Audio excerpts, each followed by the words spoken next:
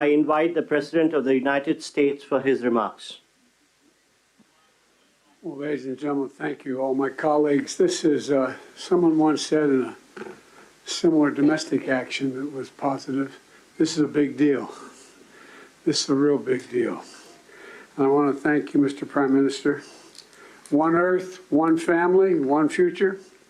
That's the focus of this G20 summit. And in many ways, it's also the focus of this partnership that we're talking about today. Building sustainable, resilient infrastructure, making quality infrastructure investments, and creating a better future. A future that presents greater opportunity, dignity, and prosperity for everyone. Last year, we came together as one to commit to this vision. And this afternoon, I want to highlight the key ways in which the United States and our partners are working to make this a reality. Economic corridors. You're going to hear that phrase more than once, I expect, over the next decade.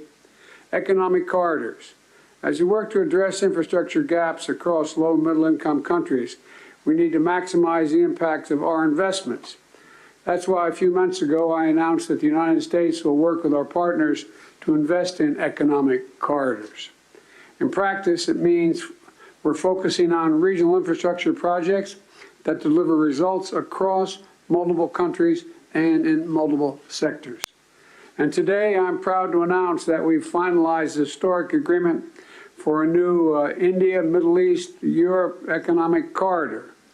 As a key part of this corridor, we're going to invest in ships and rail that extends from India all the way to Europe, connected by the UAE, Saudi Arabia, Jordan, and Israel.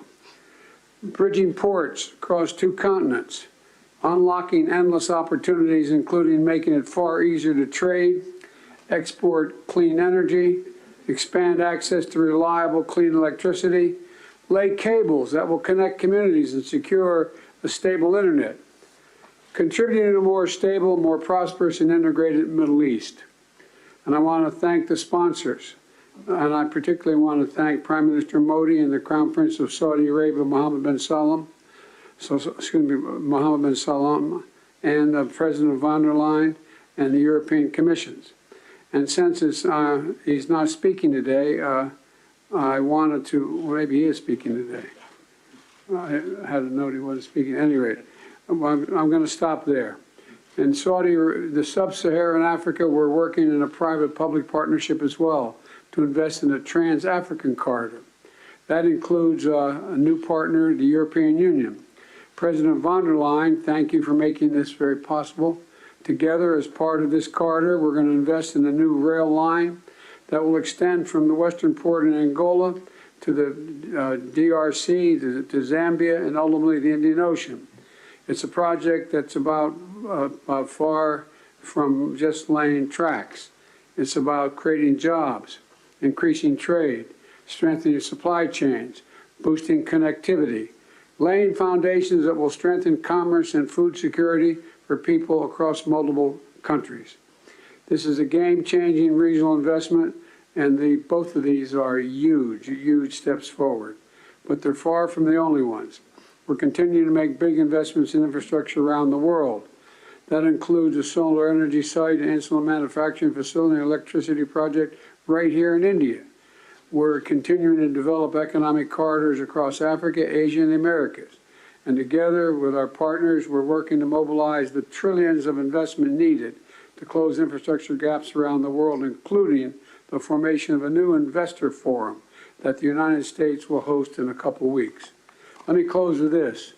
The world stands at an inflection point in history, a point where decisions we make today are going to affect the course of our future, all of our futures for decades to come. A point where our investments are more critical than ever. So together, let's continue to work as one to seize this moment in history and maximize our collective investments, to find new partners, to unlock new capital, because when we invest in low and middle income countries, all countries benefit. When we invest in emerging economies, all economies benefit. And when we invest in the future of people anywhere, people everywhere benefit. So I want to thank you again for being here. I look forward to working with all of you, and I'm going to turn it back to the Prime Minister. Thank you.